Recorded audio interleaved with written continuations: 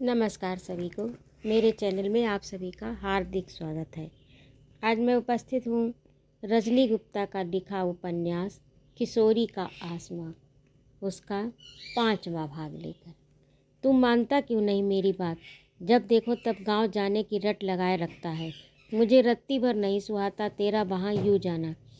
आखिरी बात उन्होंने इतने तल्ख ढंग से कही कि जिसे दुकान के आसपास वालों ने सुना। तभी किसी ग्राहक ने पूछा, क्यों इतना चिल्ला रहे हो सेठ जी? अरे पेट पूछना मोड़ा है, सो एतेक लाड़ उमड़त। बिहार के पूरे 20 बरस बाद भय ते लला, सो बुड्ढे को नेक बिछो बर्दाश्त नहीं। बगल वाले कक्का ने इस ढंग से कहा कि जिससे भगवती बाबू भी सुन ले, लेकिन उन्होंने जानबूझकर अनसुनी कर दी और पूर्ववत बड़बड़ाते रहे। उनका ध्यान तो जयपाल में उलझा था, जो अभी अभी उनकी आंखों के सामने साइकिल उठाकर ससुराल की तरफ कूच कर गया था। बेशक माँ बाप की आंखों की रोशनी थे जयपाल, वो ओट में हुए नहीं कि उनके कलेजे में हड़कंप मच जाती। दूर जाने की वजह से उन्होंने इंटर के बाद लड़के की पढ़ाई छुड़वा दी। जब वे स्कूल में पढ़ने जाते थे उस वक्त भी उनका मन तमाम आशंकाओं से तनावग्रस्त रहता था। लौटने में घंटे भर की देरी हो जाती तो सवालों की झड़ी लगा देते थे। क्यों नहीं लौटा अभी तक? क्या कर रहा होगा स्कूल में? कहीं कुछ हो न गया हो? डर के मारे वे घबराने लगते और स्कूल के बाहर तैनात पहरेदार की तरह तनकर खड़े हो जाते। जयपाल के दोस्त ये सीन देखते और जमकर उनका मजाक उड़ाते। देखो तुम्हारे पीछे पीछे तुम्हारा बॉडीगार्ड चल रहा है, साला बाप की लंगोट पहन कर आता है स्कूल में। जा चिपक जा बाप के कलेजे से। जयपाल गर्दन झुकाकर चुप बना रहता। उनका कैसे प्रतिरोध करता? सो 10वीं के बाद इंटर के लिए उन्होंने प्राइवेट फॉर्म भर दिया। चोरी छिपे पढ़ाई करता रहा। आज भी बापू की वही पहरेदारी देखकर खींच उठे थे जयपाल, लेकिन कुछ कहते नहीं बना। इधर जब से किशोरी मायके लौटी वह खोई खोई सी रहने लगी। शुक्लाइन जब भी आती किशोरी को गौर से घूरती रहती, फिर खोद खोद कर पूछती, काय मौड़ी बड़ी चुप खैच लई तैने तो? का बात है? कौनो परेशानी है का सासरे में? नहीं कछु नहीं, कहकर किशोरी वहाँ से हट जाती। पति की बातों की अक्सर जुगाली करती रहती। उस दिन बेड़ा कंडा बनाने रखने का अहाता से लौटते वक्त किसना मिल गई। बस फिर क्या था, बेमौसम बरसात की तरह चल पड़ा बातों का सिलसिला। किसना सास बहुत तेज है। तुम्हें एक बात बताएं, हमें खाना छुप के खाने पड़त, मगर काहे? अरे जब तक बे ना खा ले सो हम कैसे कौर डाल ले मुँह में। सो एक दिना इनने एक बढ़िया तरीका बता दियो। जैसे ही वे पूजा के लाने मंदिर जाएं, तुम चुपके से खाए लेप कर। तब से भूखन नहीं मरन परत सच्ची में। उन्हें तो बड़बड़ावे को कौनो न कौनो बहाना चाहिए। और जीजा कैसे हैं? उनकी और बातें तो बताओ। सीधे सच्चे आदमी हैं, जुबान से कौनो ऊंचे बोल नहीं सुने आज तक। हाँ, जब हम गुस्सा हो गई हैं तो खाना नहीं खाइए, फिर मनावे को ढंग देखो उनको का पूछने, कहकर दोनों ठहाका मारकर हंस पड़ी। हल्की सर्दी वाले मौसम में हवा के झोंकों ने रास्ते में पत्ते बिखेर दिए थे, सो चलने में चुर्र चुर्र की आवाज़ सुनाई पड़ रही थी। तभी ब्रजनंदन दौड़ता हुआ आया। जिज्जी ओ जिज्जी, जीजा आए रहे साइकिल ते। रोड पे आउत हमने देखो, सच्ची कह रहे। लगा जैसे धूप से तपती धरती को अचानक बदली ने ढांप लिया हो। अंदर एक अजीब सी धुकधुकी और उत्तेजना की लहरें हिलोरे लेने लगी। ना कुछ कहते बना न सुनते, सो किसना ने कोहनी मारते हुए टोका, अरे कहाँ खो गई? जाओ घर जल्दी, तुम्हारे बिना का हालत हो रही उनकी। कछु अंदाजा है तुम्हें? तुलसीदास बना डालो तुमने तो। हट बहुत, कहते हुए किशोरी दौड़कर घर में घुस गई। मन में विचित्र सुर लहरियाँ एक साथ कई तरह की धुनें निकालने लगी। कभी बेचैनी तो कभी धुकधुकी, कभी उल्लास की मिठास घुलती तो कभी शर्म संकोच में देह सिमटने लगती। बावजूद इसके उन्हें नज़र भर कर देखने की इच्छा जोर मांगने लगी। उसकी इस व्याकुल मनोदशा को भाई साहब ने भांप लिया और वे मुदित हो उठी। बृजनंदन ने दौड़कर उनके हाथ से साइकिल ले ली और वे घर तक चुपचाप चलते रहे। चबूतरे पर खड़ी बाई साहब ने उन्हें देखा तो माथे के नीचे तक अपना घूंघट सरकाया, फिर पैर छूने लगी। बृजनंदन बैठक में बिठाओ लालाजू को। अंदर पहुंचते ही उन्होंने बाईं और दाईं तरफ 2 बड़े बड़े कमरे देखे। बृजनंदन ने आगे बढ़कर बाईं तरफ वाला कमरा खोल दिया। बैठक की दीवारों पर रंग बिरंगी तस्वीरें टंगी थी। एक फ़ोटो थी मूँछों पर हाथ रखे चंद्रशेखर आज़ाद की, तो दूसरी फ़ोटो में कंधे पर हल रखे किसान बैलों के पुट्ठों पर हाथ फेरते हुए, जिसके नीचे लिखा था जय जवान जय किसान। दोनों तस्वीरों के बीचों बीच एक आदमकद आईना जड़ा था, जिसमें हर आने जाने वाले की तस्वीर सजीव हो उठती थी। जयपाल थोड़ी देर तक खड़े खड़े पूरे घर का मुआयना करते रहे। सामने पड़ी थी 4-5 हत्थे वाली कुर्सियाँ, बगल में थे 3 मोड़े और दूसरी तरफ खिड़की के नीचे बिछा था तख्त। पूरी बैठक को ढकती लाल रंग की दरियाँ खूबसूरती से सिली हुई कारपेट की शक्ल में बिछी थी। जयपाल ने खिड़की खोली और बाहर का दृश्य देखने लगे, लेकिन भीतर चल रहे थे कुछ दूसरे सवाल। बापू मेरे बारे में क्या सोचेंगे? इतने बड़े घर की देख रेख कौन करता है? किशोरी करती होगी, लेकिन वो है कहाँ? क्या सोच रही इतनी देर से? अरे तुम कब आई? कहाँ थी अब तक? जयपाल अमूमन खड़ी बोली में ही बोलते, जबकि किशोरी मिली जुली जबान में, यानी जब जो जी में आता वैसा कह डालती। किशोरी ने कांसे वाले गिलास में रखे शरबत को उन्हें थमाया और पास पड़ी कुर्सी पर पालथी मारकर आराम से बैठ गई। बाई से पूछ के आए? किसी से नहीं, बस बैठे बैठे अचानक तुम्हारी याद आई और साइकिल उठाकर चल दिए। चलोगी क्या घर? बापू से पूछने पड़े। तब तक बाई साहब प्लेट भरकर नाश्ता ले आईं। बेसन के लड्डू, खस्ता और नमकीन को उनकी तरफ बढ़ाते हुए खाने का आग्रह करते हुए पूछने लगी, लालाजू लुभाए आए हो? तुम चिंता न करो, हम पूछ ले हैं बापू से। वैसे उनको टेढ़ो स्वभाव है। पता नहीं क्यों वे बोलते बोलते अचानक रुक गई और उठकर भीतर चली गई। उनके पीछे पीछे किशोरी भी चली गई। बैठक से चारों तरफ देखते हुए जयपाल सोचने लगे, बड़ी विचित्र पहेली सा बन गया है मेरा जीवन। कभी कभी तो ऐसा लगता है जैसे मुझे अपने जीवन पर अख्तियार ही नहीं रहा। जब देखो तब वही खींचतान। कभी कोई मुझे इस तरफ खींच लेता है तो कोई उस तरफ। बचपन से इसी रस्सा कस्सी में झूलता रहा हूँ मैं।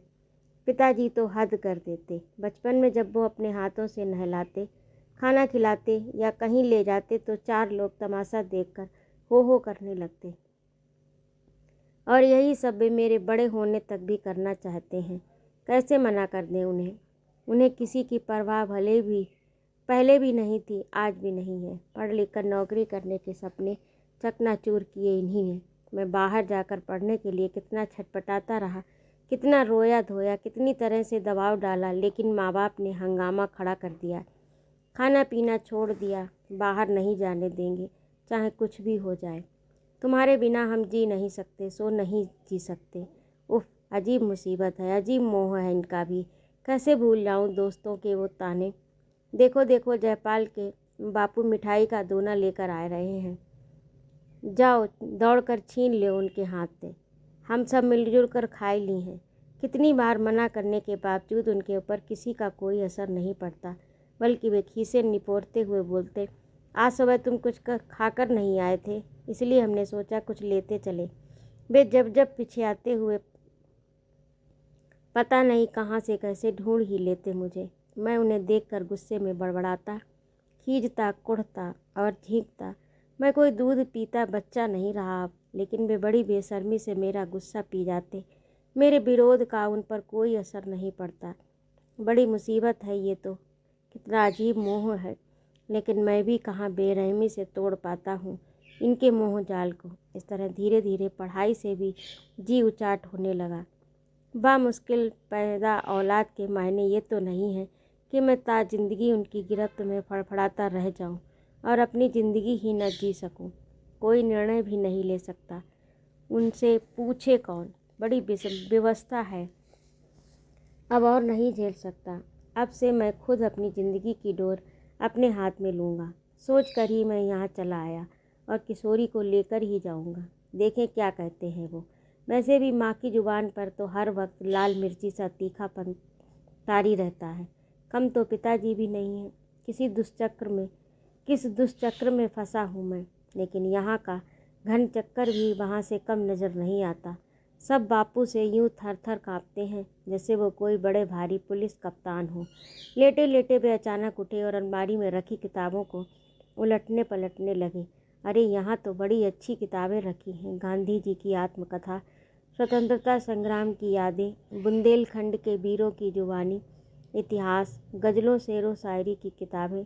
ये सब कौन पढ़ता होगा यहाँ। किशोरी तो बस 7वीं तक पढ़ी है। हालांकि वो गीता, रामायण, महाभारत और तमाम पुराणों के प्रसंगों की चर्चा जब तब करती रहती है। तभी खड़ खड़ की आवाज़ में सबके कान खड़े हो गए। ऐसा लगा जैसे मुस्तैद सिपाही की तरह सब लोग कप्तान के आने पर सावधान की मुद्रा में तैनात हो गए हों। छड़ी की टुक टुक बैठक तक आई जहाँ वे किताबों में नज़रें गड़ाए बैठे थे। आप कब आए?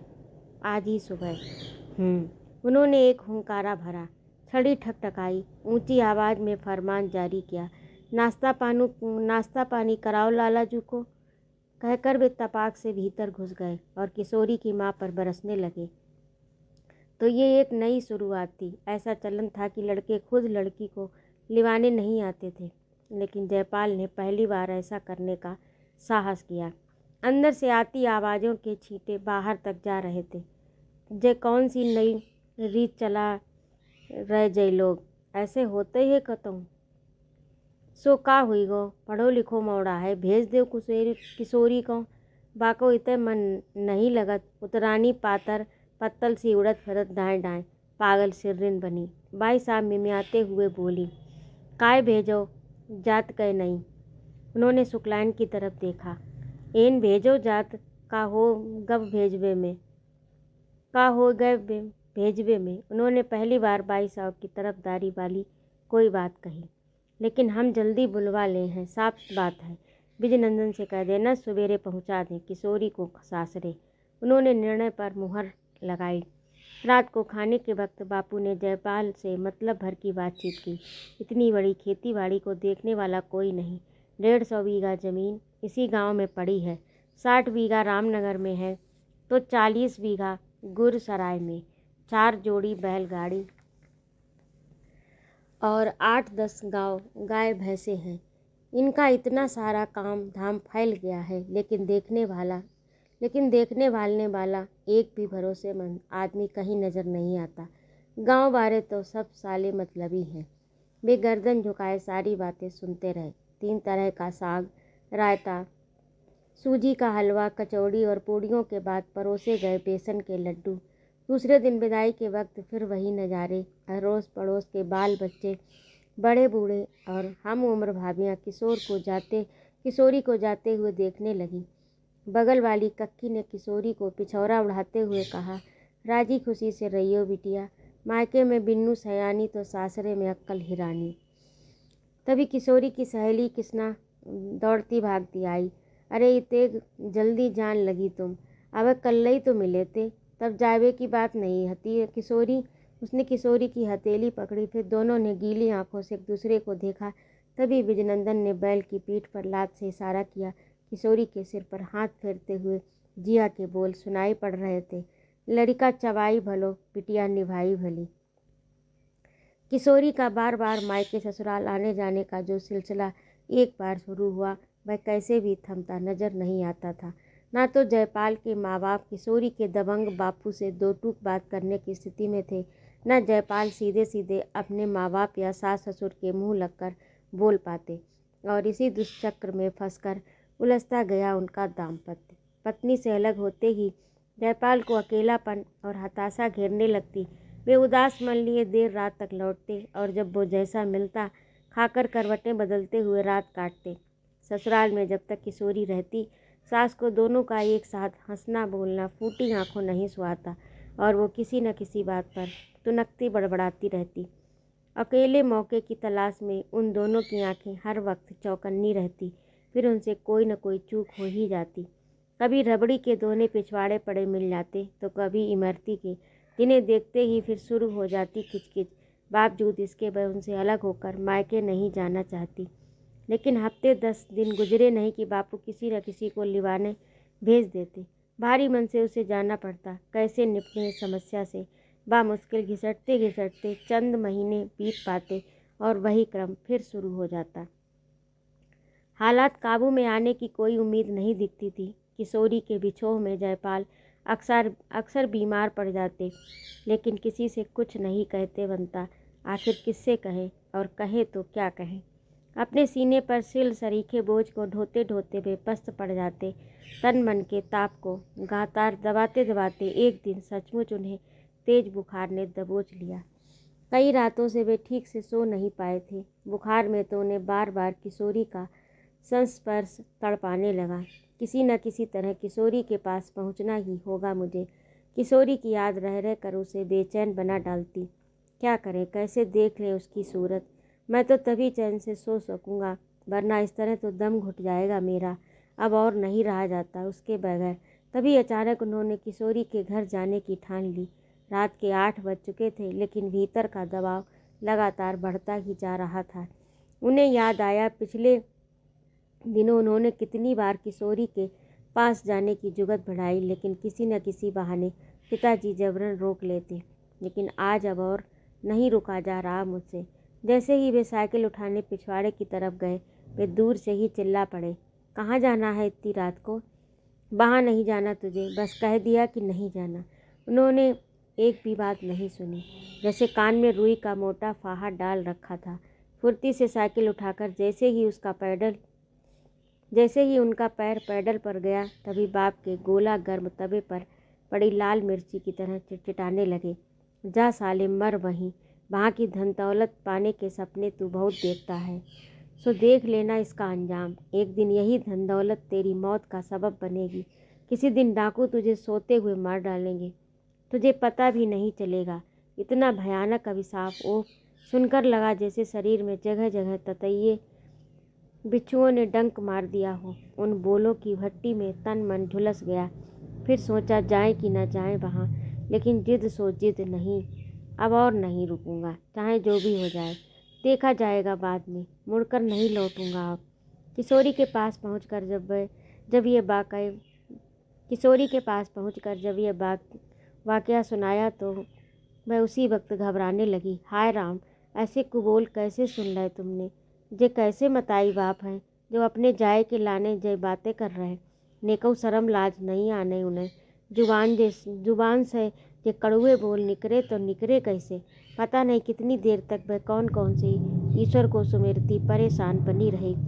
वाकई उसकी सहजता और भोलापन ही तो खींच लाता था जयपाल को उसके पास। ये तो है ही इतनी निश्चल और मायूस, जिसे देखकर अपनी सारी दुख तकलीफें भूल जाते थे वे।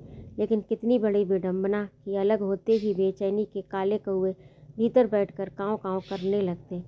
तब इतना ज़बरदस्त खालीपन, उजड़ापन और उदासी सीने पर लौटने लगती कि कहीं भी चैन नहीं मिलता, समय ही नहीं कटता। सो दुकान से देर रात तक घर लौटते और मन मारकर सारी सारी रात इंटर की किताबें चाटने की कोशिश में जुटे रहते, लेकिन मन फिर भी कहीं नहीं रमता था। गांव से लौटते ही फिर से तेज बुखार ने जकड़ लिया उन्हें। 2 हफ्ते बाद देसी अंग्रेजी दवाओं के बावजूद बुखार कम नहीं हो रहा था। माँ गर्म माथे पर ठंडे पानी की पट्टियाँ रखती तो पिताजी डॉक्टरों नीम हकीमों के दरवाजे चक्कर काटते रहे, लेकिन नतीजा सिफर रहा। बुखार में तपते तपते 20-25 दिन गुजर गए, लेकिन किसी की दवा का कोई फ़ायदा नहीं पहुँचा। वे जी भरकर पैसा फूंकते रहे, लेकिन जयपाल को न भूख लगे न प्यास। बड़े बेमन से एक आध फल का टुकड़ा वे खा पाते और ज़बरदस्ती करने पर 2-4 घूंट पीते, लेकिन थोड़ी देर बाद उल्टी शुरू हो जाती। उनकी हालत दिनों दिन बिगड़ती जा रही थी, सो माँ बाप परेशान होने लगे। एक दिन पिताजी ने दबी जुबान से पत्नी से कहा, सुनो, बहू को बुलवा लो, शायद बाके आवे ते हालत थोड़ी सुधर जाए।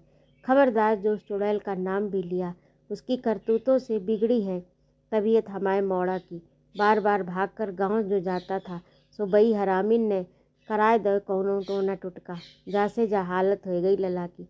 उसके बाद उन्होंने यूं तरेर कर पति की तरफ देखा कि उनकी आगे कुछ भी बोलने की हिम्मत नहीं पड़ी। जयपाल बुखार में भी लगातार कुछ न कुछ पढ़ते रहे। एक दिन तेज बुखार में उन्होंने अंग्रेजी साहित्य की एक किताब पूरी पढ़ डाली और अचानक माथा घूम गया। फिर क्या, वे धाएं धाएं अंग्रेजी में बड़बड़ाने लगे। जिसे देखते उसी से अंग्रेजी में बोलना शुरू कर देते। अचानक उनका दिमागी संतुलन गड़बड़ा गया। वे अनाप शनाप बकने लगे। घबराए भगवती बाबू उल्टे पैर दौड़ पड़े झांसी के नामी डॉक्टर के पास। डॉक्टर ने देखते ही कहा, गर्मी चढ़ गई है, इन्हें तुरंत एडमिट कराओ। पागलपन के 100% आसार दिख रहे हैं, शायद ग्वालियर ले जाने की ज़रूरत पड़े। उसी रात अपना बचा खुचा जेवर जायदाद गिरवी रखकर भगवती बाबू सब परिवार सीधे ग्वालियर कूच कर गए और डॉक्टर के बताए अस्पताल में भर्ती करा कर जयपाल का इलाज शुरू करवाया।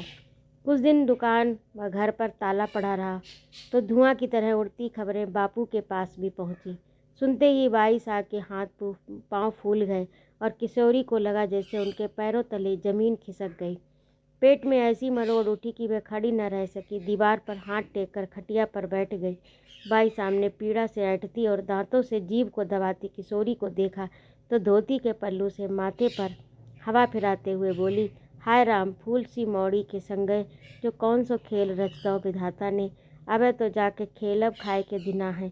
अचानक भर आए आंसुओं को पोंछने लगी। तनाव के मारे बापू का चेहरा खिंच गया, लेकिन वे कुछ बोले नहीं। उनके भीतर 2 सवाल सूल की तरह चुभ रहे थे। इस साले 2 टकिए भगवती ने मुझे बताया तक नहीं और अस्पताल में भर्ती करा दिया। अब तो रात हो गई, नातर इसी वक्त निकल कर पता लगाते कि कहाँ किस अस्पताल में भर्ती कराओ लालाजू को। बुन सारे उठकर सीधो पतो लगाए गए हैं लालाजू को, ठीक करावे में एड़ी चोटी की ताकत लगाए दे हैं। सुबह होते ही सीधे किशोरी की ससुराल गए, लेकिन दरवाजे पे लटका मोटा सा ताला। अड़ोस पड़ोस से भी पूछताछ करने की कोशिश की, लेकिन झांसी में पता करो, इसके सिवाय कुछ और नहीं कोई बता पाया। उनका पता करने के लिए कितने पापड़ बेलने पड़े उन्हें। आसपास के लोगों से टुकड़ों टुकड़ों में जानकारी मिली तो फिर भागे भागे झांसी गए। वहाँ के डॉक्टर से ग्वालियर का पता लेकर कूच कर गए। वहाँ लालाजू की हालत देखकर बेचैनी बढ़ गई। उनकी तबीयत पर कंट्रोल कर पाना डॉक्टरों के लिए मुश्किल पड़ रहा था। किसी से कुछ कहने सुनने की स्थिति थी ही नहीं। बड़ी मुश्किल से कुछ रुपए ज़बरदस्ती उनकी जेब में ठूंस कर वापस लौट आए।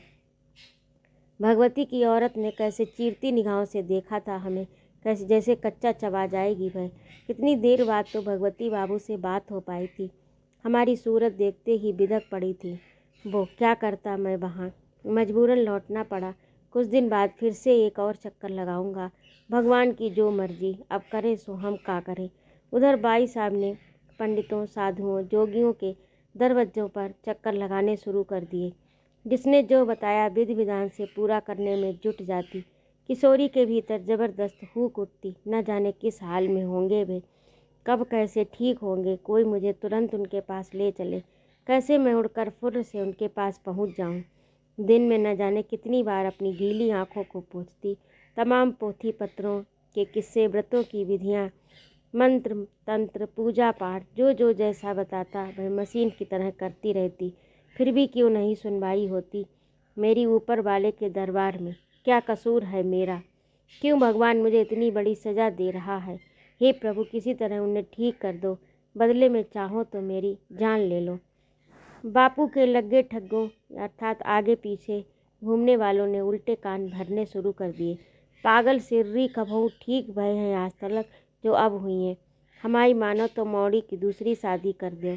किते को मराया वह बाकी, एक से एक लड़का मिली है, आपकी हामी चाहिए बस। बापू के दाहिने हाथ समझे जाने वाले मन्नू माँ साहब बड़ी देर तक उनके कान में फुसफुसाते रहे।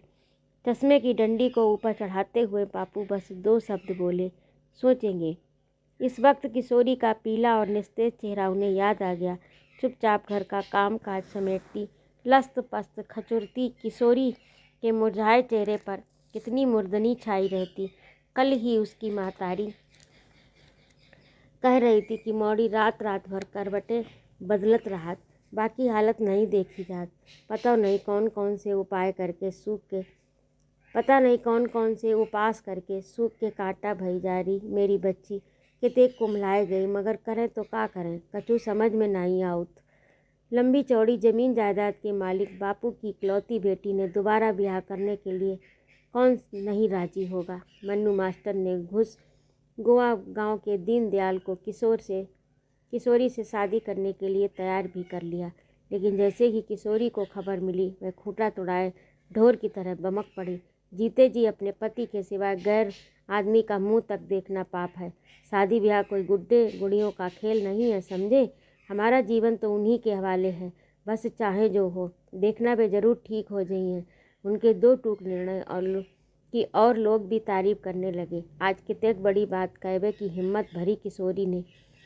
सती सावित्री की आत्मा है बामें, लेकिन भाई साहब बेटी का मुंह देखती तो कलेजा बाहर आने लगता। सूख कर काली पड़ती जा रही है बच्ची, न ठीक से खाती पीती है, न ठीक से सोती है, न हंसती बोलती है। समझ में नहीं आता ऐसा क्या कर डालें कि वह पहले जैसी हंसने बोलने लगे।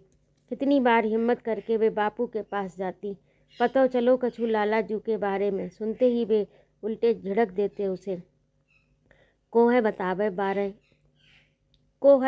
बारो, हम गए तो हते एक बार, इलाज चल रहा फिर चले गई हैं।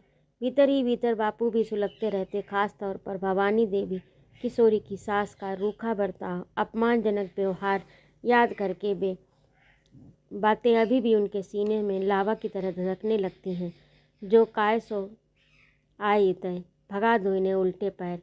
इतय से इसी वक्त इनको उल्टे पैर भगाए दो। इन्हीं की वजह से हमाओ मौड़ा बीमार पड़ो। मौड़ा अपने काबू में राखवे के लावे इन्हीं लोगन ने कछु तंतर मंतर फूको। बाकी जा हालत हो गई, नातर ऐन नौने हतो बहुतो। गांव से लौटते ही तबीयत बिगड़ी, बात नैया का तुम्हें सब भूल गए। खबरदार जो उनके पैसा को हाथ लगाया, बड़ी रईसी दिखात फिर रहे। काय खो चले आए इतय, हमें नहीं चाहिए इनको पैसा टका, न बनावटी सहानुभूति, समझे। और जाओ इतय ते मुँह लटकाए के काय ठाड़े, तुमसे कछु बोलत नहीं बने, हम बोल दें। फिर डरते सहमते बड़ी मुश्किल से बाहर निकले थे भगवती बाबू। उप कैसे पता करें, सोचते ही लंबा निश्वास भरा बापू ने और फिर मौन साध गए। कोयले की तरह चिटचिटाकर सुलगती रही किशोरी एकांत में पति की याद करके बिसूरने लगती, लेकिन सबके सामने काम में जुटी रहती। सुबह से शाम तक समय तो कट जाता, लेकिन गहराती रातें दिनों दिन भारी और लंबी लगने लगी। दाहिने हाथ से चेहरा ढांपे, आंखें खोलत नीचरे, भीतर बाहर के अंधेरे से जूझते जूझते ही रात बीतती। भाई साहब जरूर हर समय उसे दिलाता कि भभूत पूजा की राख चटाती रहती। पता नहीं कैसे उस दिन रात के सन्नाटे में उन्होंने उसके सिसकने की आवाज़ सुन ली तो वह खटिया पर खिसक आई और पीठ पर हाथ फेरते हुए बोली, काहे मौड़ी कब तक रोत रही हो, बोलो। तुम तो इतेक ज्ञान की बातें बन जानती, गीता रामायण पुराण बाँचती। बताओ तुम्हें हिम्मत हारन लगी हो तो हमारो का हुई बे। बाई जी घबरा रब उबकाई सी आ रही, पेट में खलबली मच रही, का करे। कल दिखा ली हैं डॉक्टर को, अब सो जाओ, नेक पानी पी लो और भगवान को नाम ले लो, सोवे की कोशिश करो। ना बेटा रोते नहीं, भगवान के घरे देर है अंधेर नहीं। खाट के नीचे रखे लोटे में से पानी पिलाया, बालों पर हाथ फेरते हुए समझाने लगी। बेटी के चेहरे पर बड़ी तड़प, हताशा, आकुलाहट देखकर वे विचलित हो उठी और अपने सीने से भींच लिया। फिर बड़ी देर तक उसके माथे, हाथ, पैरों, तलुओं को सहलाती रही। सच्ची हमदर्द की तरह वे हर वक्त उसके साथ रहती। हे प्रभु, हमारी सीधी सच्ची लड़की इतने कष्ट ना दे। विधाता औरतन के भाग में इतने कष्ट भोगवो काय लिख दे। धीरे धीरे जब किशोरी की आंखों में नींद उतरने लगी तो उन्होंने आले में जल रहे दिए की लौ को मध्यम कर दिया। दबे पाँव अपने बिस्तर पर चली गईं। ऊपर का निरभ्र शांत आकाश और नीचे की दुनिया में आंखें खोलते मुड़ते पड़ी थी दो बेचैन आत्माएं। तो ये था आज का भाग। आपको कैसा लगा कमेंट करके अवश्य बताइएगा, और यदि आपने सुनाना अच्छा लगता हो तो कृपया मेरे चैनल को सब्सक्राइब भी करिएगा। धन्यवाद।